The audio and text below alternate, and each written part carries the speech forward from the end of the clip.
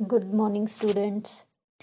मैं आपकी EVS ma'am हूँ और मैं आज से आपको पढ़ाने वाली हूँ पहला चैप्टर, जिसका पहला जो यूनिट है जिसका नाम है अंडरस्टैंडिंग एनवायरनमेंट। और उसका जो पहला सब टॉपिक है वो है concept of environment and its types, जिसमें फिज़िकल, बायोलॉजिकल, सोशल एनवायरनमेंट आता है। तो फिलहाल हम पहले आज पढ़ेंगे एनवायरनमेंट होता क्या है। ठीक है, हम एक बेसिक कंसेप्ट लेंगे एनवायरनमेंट और फंक्शंस ऑफ एनवायरनमेंट हम देखेंगे और कुछ करेक्टरिस्टिक्स क्या हैं एनवायरनमेंट के वो पढ़ेंगे। बाद में नेक्स्ट लेक्चर में हम टाइप्स ऑफ द एनवायरनमेंट पढ़ते हैं। अब हम पहले देखेंगे एनवायरनमेंट क्या होता है। एनवायरनमेंट एक टाइप का कंपोजिट टर्म है, एक ऐसी जिसमें ऑर्गेनिज्म रहता है। इसमें physical, biological and social component आते हैं, जिससे एक लाइफ जो है वो नेसेसरी होती है। वो फिज़िकल, बायोलॉजिकल और सोशल कंपोनेंट जो एक लाइफ को सरवाइव करने के लिए नेसेसरी होती है।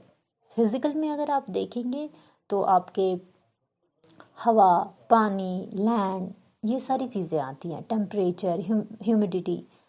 बायोलॉजिकल में आपके इर्द गिर्द जो भी लिविंग क्रिएचर हैं, चाहे माइक्रो ऑर्गेनिजम्स हैं, वो एक लाइफ को कैसे इम्पैक्ट करते हैं। और सोशल कंपोनेंट में ये आता है कि कैसे आप एनवायरनमेंट में एक दूसरे के साथ इंटरेक्शंस करते हैं, एक दूसरे के ऊपर कैसे इंटरडिपेंडेंट होते हैं। ये सारी 3 कंपोनेंट्स जो होते हैं ये एक लाइफ के लिए बहुत ही इम्पोर्टेंट होते हैं। अब जो हम एनवायरनमेंट पढ़ रहे हैं, एनवायरनमेंट का मतलब है यही तीनों चीज़ों का एक दूसरे के साथ कोऑर्डिनेशन।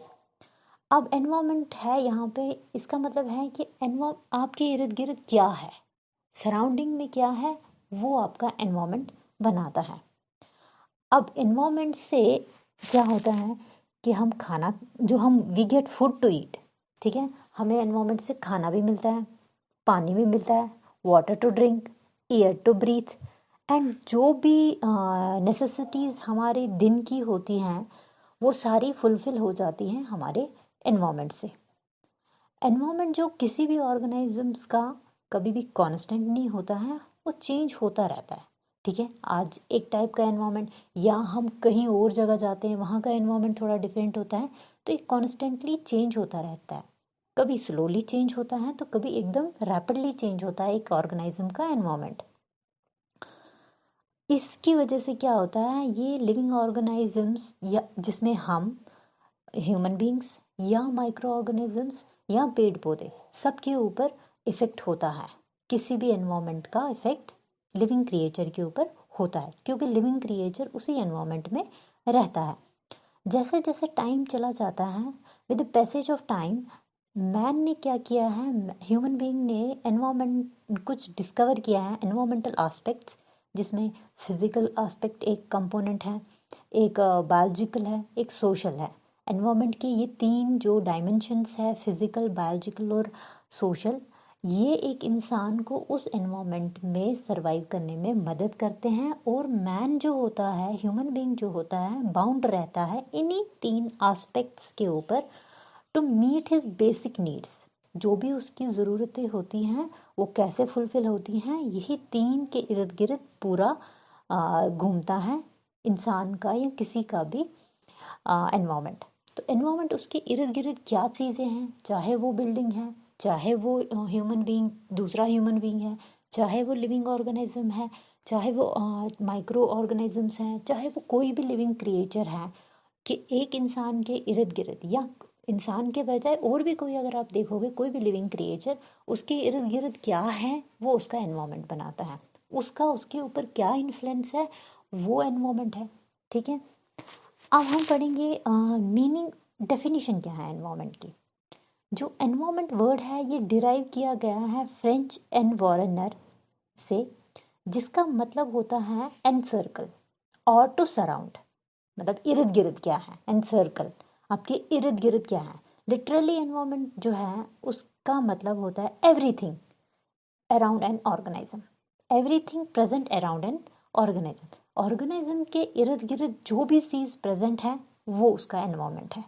ठीक है, अब अगर हम इसकी डिक्शनरी मीनिंग लेते हैं इस वर्ड एनवायरनमेंट की, तो वो होता है सराउंडिंग, जैसे मैंने आपको बताया कि हमारे इर्द गिर्द क्या है, हमारी एक्सटर्नल कंडीशन क्या है, उस एक्सटर्नल कंडीशन का क्या इन्फ्लुएंस हमारी डेवलपमेंट, हमारी ग्रोथ, इवन नॉट हमारे, किसी और लिविंग क्रिएचर के ऊपर भी, किसी जानवर के ऊपर भी, किसी माइक्रो ऑर्गेनिजम्स के ऊपर भी, या पेड़ पौधों के ऊपर भी, छोटे से छोटे लिविंग क्रिएचर से लेकर एडवांस्ड लिविंग क्रिएचर तक, जो उसका सराउंडिंग है उसका क्या इम्पैक्ट है, जो एक्सटर्नल कंडीशन है एक लिविंग ऑर्गेनिजम्स के इर्द गिर्द, एक्सटर्नल कंडीशन का क्या इन्फ्लुएंस है उस लिविंग थिंग के ऊपर, उसकी डेवलपमेंट के ऊपर, उसकी ग्रोथ के ऊपर, वो उसका सराउंडिंग है, वो कुछ ना कुछ तो इम्पैक्ट करता है उसके ऊपर। उसमें हम भी आते हैं, हमारे इर्द गिर्द जो भी चीज़ें हैं, पेड़ पौधे हैं, माइक्रो ऑर्गेनिजम्स हैं, जानवर लोग हैं, इनका क्या इम्पैक्ट है हमारे ऊपर। अगर हम देखें तो हमारा तो पूरी लाइफ ही इनसे, हाँ, पेड़ पौधे नहीं होंगे तो हम सरवाइव कैसे करेंगे, ज़मीन नहीं होगी तो हम रहेंगे कैसे, ठीक है। बिल्डिंग्स का होना भी हमारे ऊपर, क्योंकि वो एक टाइप की डेवलपमेंट है हमारे लिए, ग्रोथ करते हैं हम। अब यहाँ पे क्वेश्चन आता है व्हाट इज सराउंडेड, क्या सराउंडेड है, ठीक है। दूसरा क्वेश्चन आता है बाय व्हाट सराउंडेड, कौन उसको सराउंड कर रहा है, एंड वेयर सराउंडेड, किधर पे सराउंडेड है। पहला जैसे मैंने बताया व्हाट इज सराउंडेड, इसका अगर आंसर आप देखेंगे, लिविंग थिंग को सराउंड किया जा रहा है जनरल में, ठीक है। व्हाट इज सराउंडेड, सराउंडेड मतलब किसको किया जा रहा है, इधर लिविंग थिंग को सराउंडेड किया जा रहा है, उसी के इर्द गिर्द जो भी सराउंडिंग है वो एक लिविंग थिंग के इर्द गिर्द ही है, ठीक है। और जो ये है मैन, इसमें हम पर्टिकुलरली मैन की बात करेंगे, हम अपनी बात करेंगे। तो मैन ही है जिसको हर चीज़ सराउंड कर रही है, ठीक है। अब अगर मैन को कोई चीज़ सराउंड कर रही है तो वो कौन चीज़ कर रही है, कोई फिजिकल एट्रीब्यूट्स हम ले लेंगे, जैसे हमारा हवा, पानी, ज़मीन, ये सारी चीज़ें हमारे दूसरे क्वेश्चन का आंसर हो जाती हैं। बाय व्हाट सराउंडेड, कि इंसान को किसने सराउंड किया है, तो इन्हीं ने, हवा, पानी, ज़मीन, क्लाइमेट, वेदर, ये सारी चीज़ें सराउंड करती है, सनलाइट, ये सारी चीज़ें सराउंड करती है ह्यूमन बीइंग को, ठीक है। एंड वायर सराउंडेड, वायर मतलब कहाँ पे है, किधर पे है, ये इंसान को किधर पे जाके उसको ये सारा एनवायरनमेंट मिला है, ये इसका आंसर है उसके हैबिटाइट में। लिविंग थिंग जो हमने बोला, जिसमें हमने मैन की पर्टिकुलरली एग्जांपल ली, तो उसमें हमने बताया कि उसको सराउंड किया है फिजिकल एनवायरनमेंट ने, जिसमें हवा, पानी, ज़मीन, पेड़ पौधे, फॉरेस्ट, ये सारी चीज़ें आती हैं जो एक ह्यूमन बीइंग को सराउंडेड रखती है, उसके इर्द गिर्द घूमती हैं। और कहाँ घूमती हैं, ह्यूमन बीइंग के हैबिटाइट में। हैबिटाइट वो जगह होती है जहाँ पे एक ह्यूमन बीइंग फ्लोरिश करता है, ग्रो करता है, डेवलपमेंट होती है, जहाँ उसको खाना मिलता है, पानी मिलता है, सरवाइव करने के लिए जो भी उसके नेसेसिटीज़ होती है वो फुलफ़िल होती है, रिप्रोड्यूस कर पाता है वो, तो वो होता है हैबिटाइट, जहाँ उसको सारी ये चीज़ें मिले, वहाँ पे वो रहता है, अच्छे से फ्लोरिश करता है, रिप्रोड्यूस करता है, तो वो जगह उसकी हैबिटाइट बनती है। तो ह्यूमन बीइंग यहाँ पे surrounded by these physical attributes, और खुद के ही हैबिटाइट में। सो एवरीथिंग जो भी सराउंड करता है इर्द गिर्द किसी भी ऑर्गेनिजम्स के, तो वो उसको हम उसको बोल सकते हैं एवरीथिंग दैट सराउंड्स अस में कलेक्टिवली टर्म्ड एज एनवायरनमेंट, ठीक है। उन सबको इर्द गिर्द जो भी एरिया आया वो एनवायरनमेंट बोलेंगे हम उसको। जो एनवायरनमेंट है इसकी डेफिनेशन एनवायरमेंटल प्रोटेक्शन एक्ट जो 1986 में बना, उसमें दी गई थी डेफिनेशन इसकी। तो as per environmental protection act actually 1986 में आया था। ये भोपाल गैस में एक ट्रेजडी हुई थी, गैस लीक हुए थे और बहुत सारे उसमें लोगों की डेथ हुई थी। तब उसके बाद ये एक्ट बना, और इंडियन कॉन्स्टिट्यूशन के आर्टिकल 253 कॉन्स्टिट्यूशन में आर्टिकल 253 के अंडर ये एक्ट बना, और ये पास हुआ है 1 मार्च 1986 में, मगर केम इनटू फोर्स ऑन 19 नवंबर 1986। तो इस एक्ट के अंदर एनवायरनमेंट की एक डेफिनेशन दी गई है, जिसमें बताया गया है कि एनवायरनमेंट इंक्लूड करता है फिजिकल और बायोलॉजिकल सराउंडिंग, जो भी ऑर्गेनिजम्स के इर्द गिर्द फिज़िकल और बायोलॉजिकल चीज़ें हैं जो उसको सराउंड करके रखती हैं, और जो ऑर्गेनिज्म का इंटरेक्शन है उन लोगों के साथ, फिज़िकल के साथ भी और बायोलॉजिकल के साथ भी, वो एनवायरनमेंट है। फॉर एग्ज़ाम्पल अगर हम लोग हैं, हमको इर्द गिर्द हवा, पानी, ज़मीन, हाँ, पेड़ पौधे, ये सारी चीज़ें हैं हमारे इर्द गिर्द, तो ये हमारे फिज़िकल एट्रीब्यूट्स हैं। सनलाइट, ये सारी चीज़ें हमारी फिज़िकल सराउंडिंग है, ठीक है। और बायोलॉजिकल में आएगा पेड़ पौधे, कीड़े मकोड़े, जानवर, लोग, ये सारे हमारे इर्द गिर्द के सराउंडिंग्स हैं। अब हमारी इनके साथ इंटरेक्शन क्या है, हम कैसे इनके साथ डील करते हैं, क्योंकि आपको पता है पेड़ पौधे होंगे तो हम सर्वाइव करेंगे, क्योंकि पेड़ पौधे हैं तो ऑक्सीजन मिल रहा है। तो ऐसे ही जानवर हैं तो हमें उनसे बहुत सारी चीज़ें मिलती हैं, मीट मिलता है, मिल्क प्रोडक्ट्स मिलता है, और भी हमारी चीज़ें आगे जो भी हम आगे अगर आप देखेंगे जैसे शीप है या जो भी वूल शूल निकलता है तो हम इनसे लेते हैं, तो हमारा इनके साथ एक इंटरेक्शन है। हम ऐसे तो सर्वाइव नहीं कर सकते बिना इन लोगों के। तो ये हमारे इर्द गिर्द जो भी हैं फिजिकल और बायोलॉजिकल सराउंडिंग्स एक ऑर्गेनिजम्स के अलॉन्ग विद देयर इंटरेक्शन, वो बनाता है एनवायरनमेंट। और ये डेफिनेशन दी गई है एनवायरनमेंट प्रोटेक्शन एक्ट में, ये डेफिनेशन दी गई है। एक और ने डेफिनेशन दी थी अकॉर्डिंग टू कैंडिडेट, उसने 1974 में बोला कि उसने एनवायरनमेंट को कैसे डिफाइन किया कि ये sum total of biotic and abiotic condition है जो इन्फ्लुएंस करता है एक ऑर्गेनिज्म, एक पर्टिकुलर ऑर्गेनिजम्स के रिस्पॉन्स को। सम टोटल ऑफ बायोटिक होता है लिविंग और एबायोटिक होता है नॉन लिविंग। बायोटिक में आते हैं प्लांट्स, माइक्रो ऑर्गेनिजम्स, एनिमल्स, हम लोग, और एबायोटिक होता है विंड, एयर, टेम्परेचर, सनलाइट, ये सारी चीज़ें, सॉइल, ये सारी चीज़ें आती हैं एबायोटिक। अब ये क्या इन्फ्लुएंस करती है एक पर्टिकुलर ऑर्गेनिजम्स के ऊपर, चाहे वो हम हैं या कोई भी है, और पर्टिकुलर ऑर्गेनिजम्स का क्या रिस्पॉन्स होता है इन सारी बायोटिक और नॉन एबायोटिक चीज़ों को लेकर, क्या उनका रिस्पॉन्स होता है, एक दूसरे के साथ कैसे इंटरेक्ट करते हैं, तो ये बताया था कैंडिक ने 1974 में।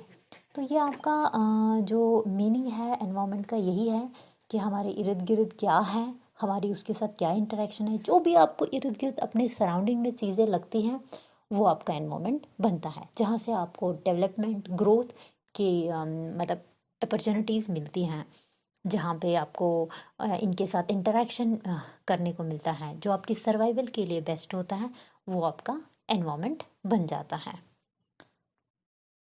अब है फंक्शंस ऑफ एनवायरनमेंट। जो एनवायरनमेंट है इसके फंक्शंस जो हैं, सबसे पहले हम देखेंगे सप्लाई ऑफ रिसोर्सेज।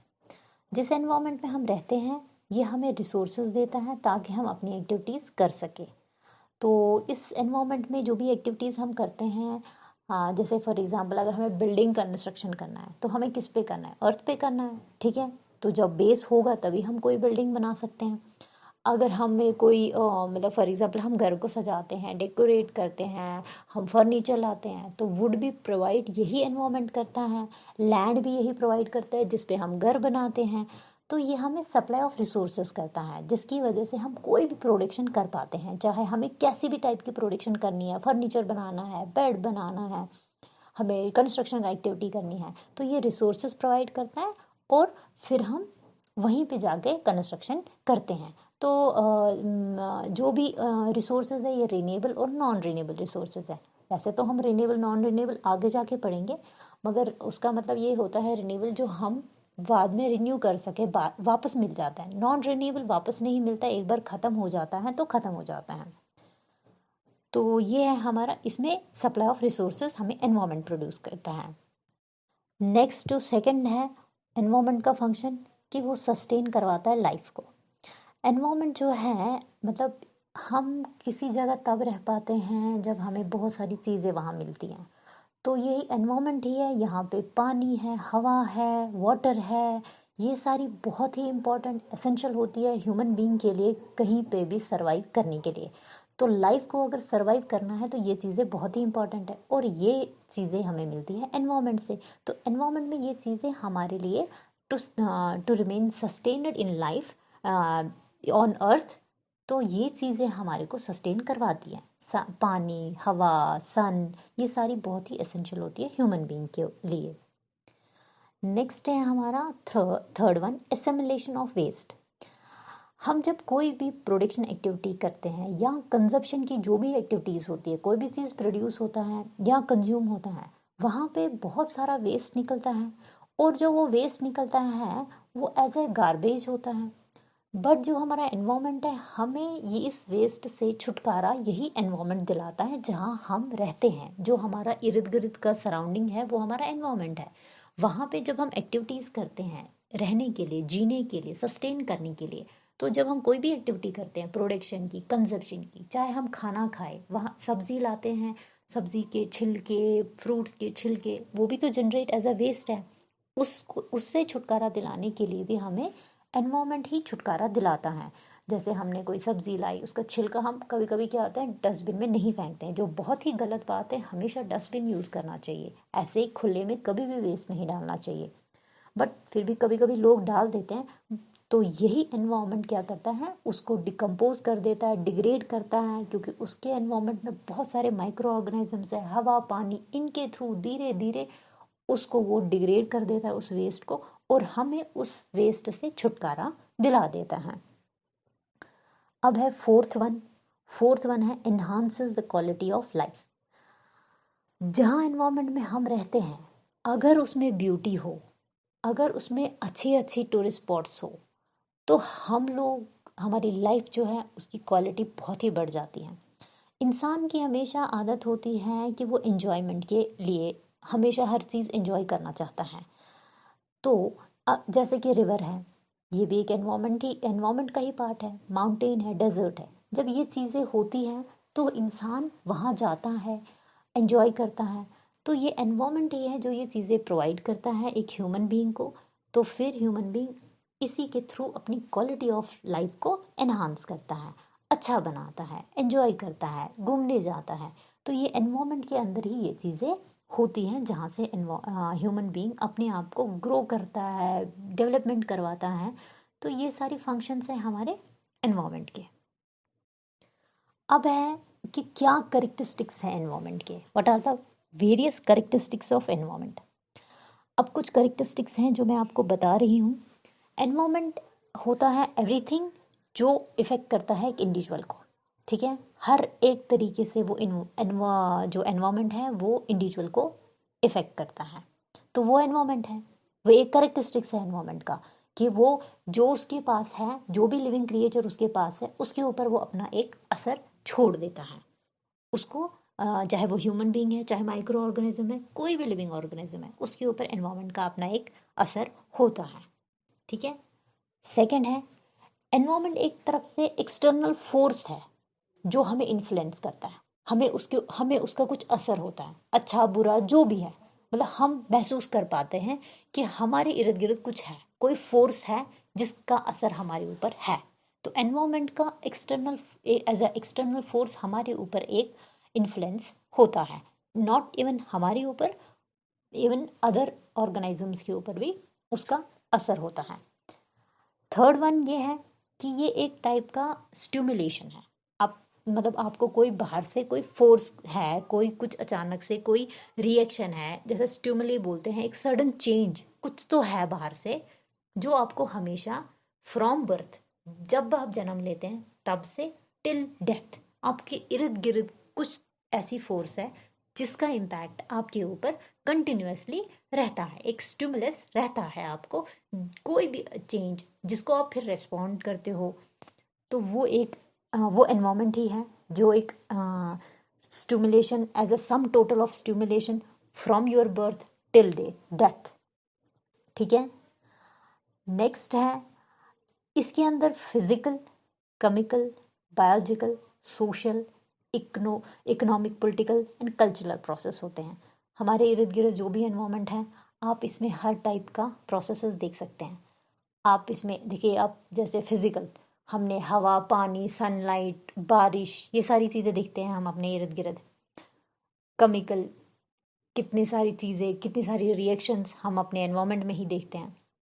हम बहुत सारे ऑर्गेनाइजम्स देखते हैं, लिविंग ऑर्गेनाइज्म, अलग अलग क्रिएचर स्पीशीज़ देखते हैं, एक बायोलॉजिकल एनवायरनमेंट देखते हैं हम।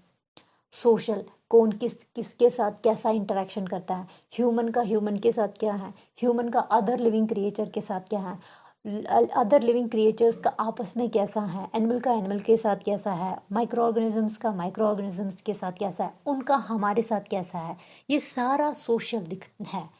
इसके अंदर हमें इकोनॉमिक डेवलपमेंट भी होती है एनवायरनमेंट के अंदर। कल्चर भी हमें पता चलता है, कैसा हम किस जगह पे रहते हैं, वहाँ का कल्चर कैसा है, अगर हम वहाँ से कहीं और जाते हैं वहाँ का एनवायरनमेंट और वहाँ का कल्चर कैसा है, ये सारी प्रोसेसेस एनवायरनमेंट के अंदर होती है। तो ये भी एक करेक्टरिस्टिक्स है एनवायरनमेंट का। अब इस एनवायरनमेंट में फिजिकल कंपोनेंट कौन कौन से हैं, एयर, वाटर, लैंड, और बायोलॉजिकल कंपोनेंट कौन से हैं, प्लांट, एनिमल और इंक्लूडिंग मैन। ठीक है, तो ये भी एक करेक्टरिस्टिक्स है कि इसके अंदर बायोटिक भी है और एबायोटिक भी है। बायोटिक में मतलब ह्यूमन बीइंग, जितने भी लिविंग क्रिएचर होते हैं, ह्यूमन बीइंग, एनिमल, प्लांट्स जो लिविंग हैं, और एबायोटिक जो नॉन लिविंग है, जिसमें हम एयर, वाटर, लैंड ये सारी चीज़ें लेते हैं। ये सारा एक करेक्टरिस्टिक्स ही है एनवायरनमेंट का। तो अगर हम देखें, रेफर करें, ये एक ऐसी कंडीशन है जो एक ह्यूमन बीइंग को, एक किसी भी लिविंग क्रिएचर को सराउंड करके रखती है एक ऐसे गिवन पॉइंट पे, एक space, in a given space, in a given time. ठीक है, it refers to sum total of condition which surrounds a man at a given point in space and time. ठीक है, तो टोटल ऑल, और अगर हम देखें कि एनवायरनमेंट सब कुछ वही है जो हमारे को इर्द गिर्द दिखाई दे रहा है। आप कुछ भी अपने इर्द गिर्द देखते हैं तो वो कॉन्स्टिट्यूट करता है आपका एनवायरनमेंट। हमेशा कोशिश करनी चाहिए अपने एनवायरनमेंट को अच्छा रखने की, क्योंकि हमारा एनवायरनमेंट अच्छा होगा, उसका डायरेक्ट इन्फ्लुएंस, इम्पैक्ट हमारे ऊपर ही आएगा, क्योंकि हम ही उसमें रह रहे हैं। तो ये एक छोटा मोटा कंसेप्ट है कि एनवायरनमेंट क्या है।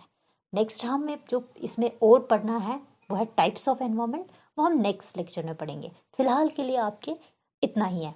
आपको कोई भी डाउट हो, कुछ भी हो, आप मुझे कॉल कीजिए।